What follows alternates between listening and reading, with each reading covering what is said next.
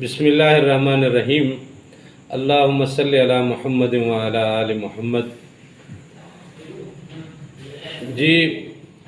پچھلے 2-4 سیشن سے ہم مسلسل قرآن پاک کی حفاظت کے حوالے سے گفتگو کر رہے تھے کہ اللہ تعالیٰ نے قرآن پاک کی حفاظت کا جو سلسلہ رکھا ہے وہ سلسلہ آپ کو سمجھانے کی کوشش کی کہ اللہ تعالیٰ یوں تو عالم احدیت اللہ تعالیٰ کا اپنا ذاتی جہان ہے، لیکن قیام ربی جو ہے وہ انسان کا قلب ہے۔ تو قرآن پاک کو بھی اللہ تعالیٰ نے جب نازل کیا تو حضور نبی کریم صلی اللہ علیہ وسلم کے دل پہ نازل کیا۔ دل میں رب ہے اور قرآن کہاں نازل ہوا؟ جہاں رب ہے، تو بھیجنے والا بھی رب اور جہاں بھیجا گیا وہاں بھی رب۔ تو اسی لیے قرآن پاک کی حفاظت کا ذمہ اللہ تعالیٰ نے خود لے لیا کہ انا نحن نزلنا الذکر و انا لہ لحافظون۔ اب بات یہ ہے کہ انسان کو اللہ نے خلیفہ بھی بنایا، قرآن بھی بھیجا خود، اور بھیجا جہاں وہاں بھی خود۔ اب نقطے کو سمجھنے کی کوشش کریں۔ یہ اکثر جو فقیر لوگ بتاتے ہیں کہ میں کہاں ہوں، مجھ میں کون ہے، یہاں بھی تو وہاں بھی تو۔ اب اندر تو بیٹھا ہے تو سجدہ میں کس کو کروں؟ کچھ فقیروں کے ہاں سجدہ کرنا بھی شرک میں چلا جاتا ہے، تو وہ کہتے ہیں کہ جب بیٹھا ادھر ہے تو اب میں سجدہ کس کو کر رہا ہوں؟ وہ کسی اور کو کر رہا ہوں، اور اگر کسی اور کو سجدہ کیا گیا تو وہ پھر شرک ہو جاتا ہے۔ لہذا حضور نبی کریم صلی اللہ علیہ وسلم کے انوار و تجلیات کے حوالے سے ہمیں بہت ساری روایات بھی ملتی ہیں، اور حضور نبی کریم صلی اللہ علیہ وسلم کی پوری زندگی جو ہے وہ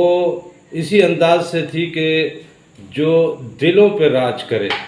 ان کا اٹھنا، ان کا بیٹھنا، ان کا بولنا، ان کے طور طریقے، یہاں تک کہ حضور نبی کریم صلی اللہ علیہ وسلم نے جو بادشاہوں کو خطوط لکھے، جس انداز سے وہ خطوط لکھے، ان خطوط کا متن، آپ کسی بھی خط کا متن آپ دیکھنا چاہیں، بلکہ ہمارے ایک دوست ہیں بیلول بھائی، ان کے والد ہیں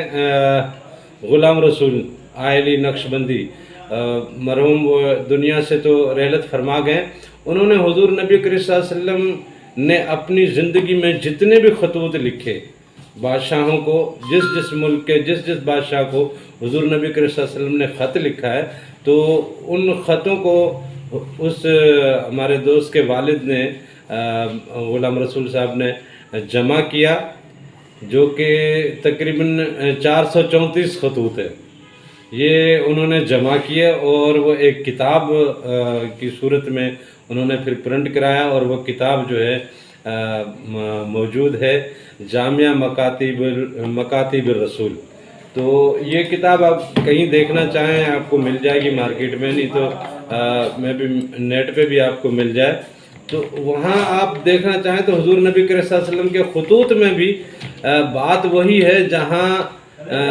بات دل کو ٹچ کرتی ہے۔ اللہ تعالیٰ نے اپنے ہاں حاضری کا طریقہ بھی یہی رکھا ہے کہ ان اللہ لا ينظر الی صورکم ولا اعمالکم، وہ اللہ تعالیٰ تمہارے صورتوں اور تمہارے عملوں کو نہیں دیکھتا، ولیکن ينظر الی قلوبکم، وہ تمہارے دلوں کو دیکھتا ہے۔ اب دل میں جب رب ہے تو اس میں نور ہونا چاہیے۔ اگر ہمارے دلوں میں نور نہیں ہے تو اس کا مقصد یہ ہے کہ ہم نے اپنے دل میں اللہ تعالیٰ کو، اللہ تعالیٰ کے وجود کو اور اللہ تعالیٰ کی ذات کو اپنے وجود میں جگہ ہی نہیں دی۔ ہم نے یہ گھر اللہ تعالیٰ کے لیے کھولا ہی نہیں ہے۔ اب جس گھر میں بھی آپ کسی مہمان کو بلاتے ہیں اس گھر کی صفائی کرتے ہیں نا، تو ہم نے اپنے دل کی صفائی کتنی کی ہے؟ ہمارے ہاں تو حسد ہے، اناد ہے، بغض ہے، اور بہت ساری چیزیں ہیں۔ بلکہ یہ میرے سامنے کتاب آ گئی ہے، مکاتب الرسول، یہ کتاب ہے۔ یہ کتاب مزید میں اس کتاب کے حوالے سے اس کا جو ہے تصویر بھی میں شیئر کر دیتا ہوں آپ کے ساتھ۔ یہ کتاب آپ نے دیکھ لی، یہ ابو بہلول غلام رسول آئلی نقشبندی، یہ سامنے لکھا ہوا ہے، یہ مکاتب رسول، یہ کتاب انہوں نے لکھی ہے، اور یہ ماشاءاللہ اتنی جامع کتاب ہے، آپ دیکھیں یہ کتاب، آپ دیکھیں، اس کو پڑھیں، دیکھیں حضور نبی کریم صلی اللہ علیہ وسلم نے جن لوگوں کو دین کا نہیں پتہ، جن کو اسلام کا نہیں پتہ، جن کو کسی چیز کا نہیں پتہ، جو دنیا میں پوری طرح مست ہیں، مگن ہیں، اور پیسے کی بادشاہی کے نشے میں، جنہوں نے ظلم بھی ڈھائے ہیں اور بہت سارے ان کے واقعات ہیں، ان لوگوں کی طرف جو خطوط لکھے ہیں، ان خطوط کا متن کس انداز سے حضور نبی کریم صلی اللہ علیہ وسلم نے لکھا ہے،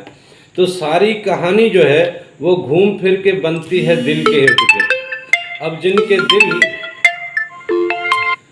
جن کے دل روشن ہیں، جن کے قلب روشن ہیں، جن کے قلب منور ہیں، اور انہوں نے اپنے قلب سلیم کو بیدار کر لیا ہے، تو ان کا قلب اپنے مقام کی طرف جائے گا، عالم ملکوت میں جائے گا،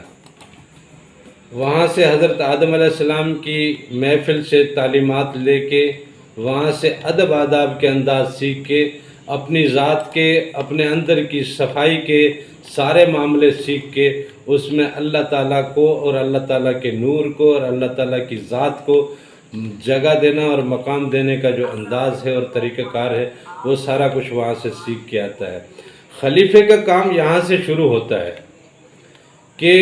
سب سے پہلے تو وہ عام طور پہ ہماری زندگی میں بھی آپ دیکھیں، اگر کسی وڈیرے کا یا کسی سیٹھ کا کوئی منشی ہے، تو وہ اپنے سیٹھ کے لیے، اپنے وڈیرے کے لیے وہ کس طرح کا اہتمام رکھتا ہے کہ وہ اگر آئے تو اس کے بیٹھنے کا اہتمام کیا ہو، اس کے باقی لوازمات کا اہتمام کیا ہو، اس کے ادب آداب کا معاملہ کیا ہو۔ جب دنیا داری میں اتنا اہتمام رکھا جاتا ہے تو وہ خالق جس نے یہ ساری کائنات تخلیق کی، جس نے ملائکہ کو تخلیق کیا، جس نے جنات کو تخلیق کیا اور اتنی ساری دنیا تخلیق کی۔ عالم ناسوت سے متعلق آپ کو پہلے بتا چکے ہیں کہ یہ عالم جبروت کا ایک چھوٹی سی گلیکسی ٹائپ کی چیز ہے، اور یہ عالم جبروت جو ہے وہ عالم ملکوت کی گلیکسی ٹائپ ہے، اور اسی طرح وہ عالم ملکوت جو ہے وہ جبروت کی گلیکسی ٹائپ ہے۔ اس طرح چلتے چلاتے جب عالم احدیت میں پہنچتے ہیں تو اللہ تعالیٰ نے تو اس پوری کائنات کو اپنے گھیرے میں لے رکھا ہے، تو اللہ تعالیٰ کی الوہیت کا اور اس کی ربوبیت کا اندازہ ہوتا ہے، اور اس کے انوار کی دنیا کا اندازہ ہوتا ہے۔ تو اس رب نے جب اپنا خلیفہ بنانا تھا تو اس خلیفے کو بھی عظمت تو اتنی دینی تھی نا، جتنا بڑا سیٹ ہوتا ہے اس کا منشی بھی تو آخر اتنی بڑی چیز ہوتی ہے نا، اور اگر کوئی وڈیرا ہے وہ اپنا منشی یا اپنا کوئی کمدار رکھتا ہے تو وہ اس کلیبر کا رکھتا ہے کہ اس کی زمینوں کو اور اس کے معاملوں کو سمجھ سکے، اس کو بھی سمجھ سکے، اور آگے جن لوگوں کو ڈیل کرنا ہے ان لوگوں کو بھی سمجھ سکے، اور ان کو معاملات سمجھا بھی سکے اور ان پہ کنٹرول بھی رکھ سکے۔ تو اللہ تعالیٰ نے جب ہمیں اپنا نائب بنایا تو ہم میں وہ اوصاف اللہ تعالیٰ نے رکھنی تھی کہ یہ نائب کا اور خلیفے کا کام کر سکے۔ جتنی بڑی قدرت کا وہ مالک ہے تو اس نے اس کے اندر بھی اپنی قدرتوں میں سے وہ نمونے چن چن کے ڈالے، تاکہ یہ جب اپنے ان معاملات کو، ان لطائف کو جیسے جیسے بیدار کرے تو میری دنیا میں، وہ میری کائنات میں وہ دسترس حاصل کرتا جائے۔ نارملی آپ کہیں پہ کوئی منشی اگر بیٹھتا ہے تو سب سے پہلے تو وہ دفتر اور جہاں وہ اس نے بیٹھنا ہے وہاں کی چیزوں کو سمجھتا ہے۔ ہمیں بھی سب سے پہلے اس دنیا کو سمجھنا ہے، یہ ناسوت ہے کیا چیز، ہم اس میں اگر اس وجود کے ساتھ بیٹھے ہیں تو ہماری کیا اوقات ہے۔ اب یہاں سے نارمل وہ اپنے دفتر سے جب باہر کی دنیا کو دیکھتا ہے تو دیکھتا ہے کون آ رہا ہے، کون جا رہا ہے، کہاں تک ہماری دسترس ہے، کہاں تک ہمارے معاملات ہیں، کہاں تک ہمارے کام ہیں۔ تو لہٰذا ان ساری چیزوں کو وہ پھر آہستہ آہستہ سمجھنے لگتا ہے، پھر ان کی جاگیریں، ان کے کارخانے، ان کی فیکٹریاں اور باقی معاملات وہ آہستہ آہستہ ان تک دسترس لیتا ہے۔ سیم اسی طریقے سے انسان بھی سب سے پہلے تو یہ عالم ناسوت کو سمجھے، پھر یہاں سے جناب لطیفہ قلب کو بیدار کر کے ملکوت کو سمجھے، ملکوت سے پھر جبروت کو سمجھے، پھر آہستہ آہستہ ان عالمین کی سیر کرتے ہوئے عالم احدیت میں پہنچے. جب عالم احدیت میں پہنچے گا تو پچھلی نشست میں جیسے آپ کو بتایا کہ سورج کے نزدیک جاتے ہی تمام چیزیں تحلیل ہو جاتی ہیں،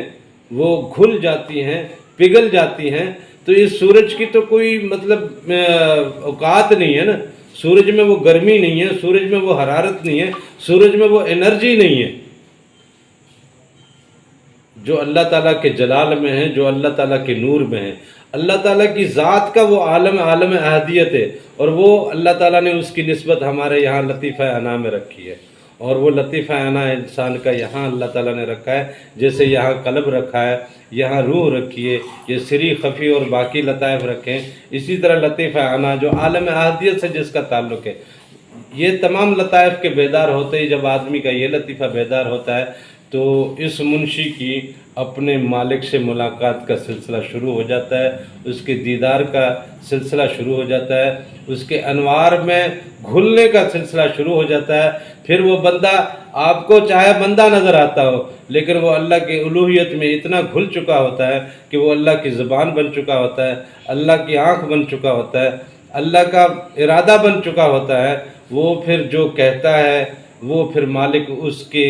وہ بات مان لیتا ہے، کیونکہ اس نے اپنے مالک کی ہر بات مان لی.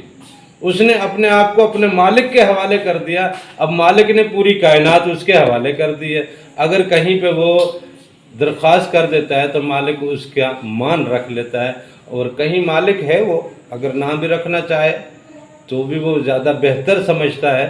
کہ اس میں بات اس کی ماننی ہے یا نہیں ماننی، اس کو ماننے میں کیا راز ہے، نہ ماننے میں کیا راز ہے، وہ مالک بہتر جانتا ہے. لیکن یہ ہے کہ وہ اپنے خلیفے کو پھر اتنی دسترس بھی دیتا ہے کہ جو اپنا سب کچھ لٹا کے لا کے مقام میں اپنے آپ کو فنا کر کے بقا میں باقی ہو کے احدیت میں جو تحلیل ہو جاتا ہے تو پھر وہ اللہ تعالیٰ کے ہاں اتنی مراد تو پا لیتا ہے. پھر وہ دنیا داری کے معاملات دیکھ رہا ہوتا ہے. جیسے ہمارے ہاں اکثر آپ کو سننے میں ملا ہوگا، بہت سارے فقیروں نے بہت سارے کتابوں میں لکھا ہے. جیسے ہمارے رجال الغیب ہیں، جیسے ہمارے قطب ہیں، قطب الطرفین ہیں، جیسے قطب الاوقات ہیں، جیسے اس طرح اور بہت سارے معاملات ہیں، بہت سارے درجات ہیں، بہت ساری ذمہ داریاں ہیں، بہت ساری ڈیوٹیاں ہیں جو اللہ تعالیٰ کی طرف سے مل جاتی ہیں. جن میں سے اب چھوٹی میں چھوٹی ڈیوٹی جو ہوتی ہے وہ ہوتی ہے امام کی. ہمارے ہاں امام ابو حنیفہ بھی ہیں، امام احمد بن حنبل بھی ہیں، امام شافعی بھی ہیں، امام جعفر صادق بھی ہیں. ان کی یہ سب سے چھوٹی ڈیوٹی ہوتی ہے جنہوں نے شریعت کے معاملات کو بیلنس کرنا ہوتا ہے اور امت کو ایک جگہ یکجا کرنا ہوتا ہے. پھر آگے طریقت کے معاملات آ جاتے ہیں، پھر وہاں پہ فقیروں کے درجے بلند ہونا شروع ہوتا ہے، پھر وہاں پہ ابدال کے درجے، غوث کے درجے، قطب کے درجے اور بہت سارے معاملات اور ذمہ داریاں اور ڈیوٹیاں شروع ہو جاتی ہیں. اس طرح یہ خلیفہ آگے کام کرنا شروع کر دیتا ہے. قرآن کو اپنے دل میں جگہ دیں، اپنے قلب کو منور کریں اللہ کے ذکر سے. الا بذکر اللہ لتطمئن القلوب. ہمارے دلوں کو قرار تو اسی سے آئے گا، اللہ کے ذکر سے. جب زبان پہ اللہ اللہ ہوگا وہ نور ہمارے قلب میں آئے گا. قلب کا دروازہ کھلا ہوگا تو نور قلب کو مزید منور کرے گا، اس کو مزید طاقتور کرے گا، اس کی پرواز کو اور بڑھائے گا. یہ پھر نور باقی لطائف کی طرف گردش کرے گا. دل جیسے پمپنگ کرتا ہے، خون کی سرکولیشن کرتا ہے، اسی طرح وہ آکسیجن کی سرکولیشن کرتا ہے. بالکل اسی طرح حضور نبی کریم صلی اللہ علیہ وسلم نے فرمایا کہ شیطان آپ کے رگوں میں اس طرح دوڑتا ہے جیسے خون دوڑتا ہو. اب حضور پاک صلی اللہ علیہ وسلم کے حدیث کے مطابق شیطان ان